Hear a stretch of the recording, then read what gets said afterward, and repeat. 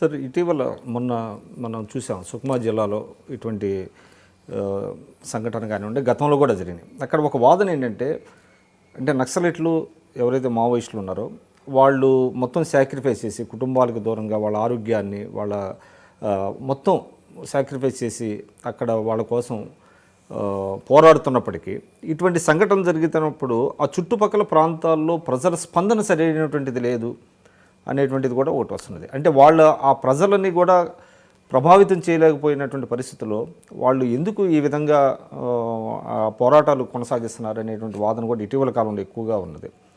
దానికి మీరేం చెప్తే?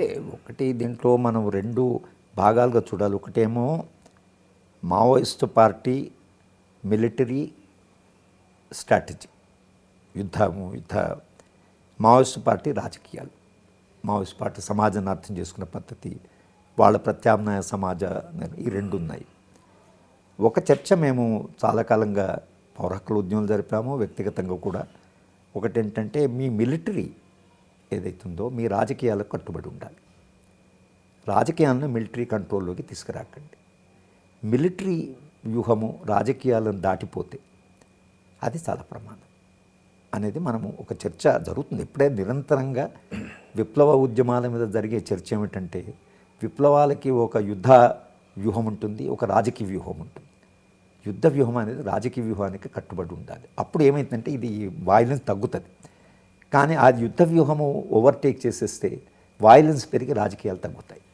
శాంతి చర్చల సందర్భంలో మేము వాళ్ళకి వెళ్ళి చెప్పింది ఏంటంటే, ఏదో కారణం వలన మీ తుపాకీ పాత్ర పెరుగుతున్నది, మీ రాజకీయాల పాత్ర తగ్గి తుపాకీ పాత్ర పెరుగుతున్నది.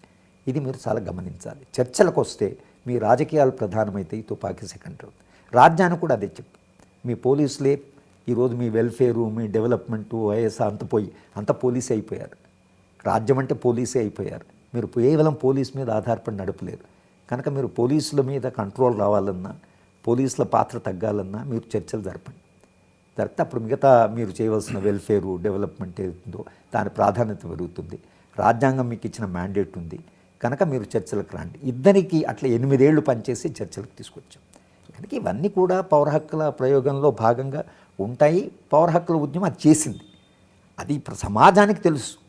సమాజంలో ఇవాళ పౌర హక్కుల నాయకులు కానీ పౌర హక్కుల ఉద్యమానికి ఉండే ప్రతిష్ట, పౌర హక్కుల నాయకుల జీవితాలను చూస్తున్నారు, వీళ్ళు ఏం చూస్తున్నారు, వీళ్ళ కన్సిస్టెన్సీ చూస్తున్నారు, మా పట్ల ఉండేటువంటి గౌరవం ఏదో వ్యక్తిగత గౌరవం కాదు, వీళ్ళు మాట్లాడితే రీజనబుల్గా మాట్లాడతారు, వీళ్ళు చేసే పనులు చాలా సెన్సిబుల్గా మాట్లాడతారు అనే గౌరవం ప్రజలు ఉంది కాబట్టి మేము నిలబడగలిగాం. లేకపోతే మాకేం శక్తి ఉందని రాజ్యానికి వ్యతిరేకంగా మనం నిలబడగలమండి? ఇంత పోలీసు ఇంత ఇది ఉంటే ఎప్పుడైనా నాలాంటి వాళ్ళకి ఏమీ మనకు ఇది ఉందని, మనకేమీ అంత ఏం సపోర్ట్ ప్రొటెక్షన్ ఏముంది? ఏం లేదు.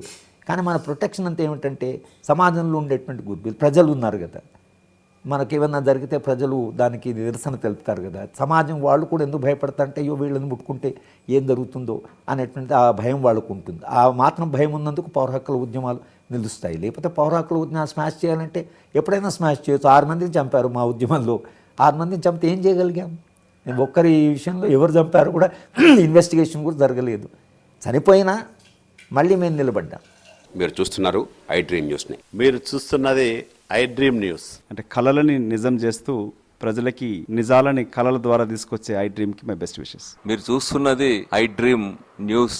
మీరు చూస్తున్నారు I dream channel. For more videos please subscribe I dream. మరిన్ని వీడియోల కోసం ఐ డ్రీమ్ని సబ్స్క్రైబ్ చేయండి. Please subscribe I dream. And I'm very much satisfied with the way interview went on.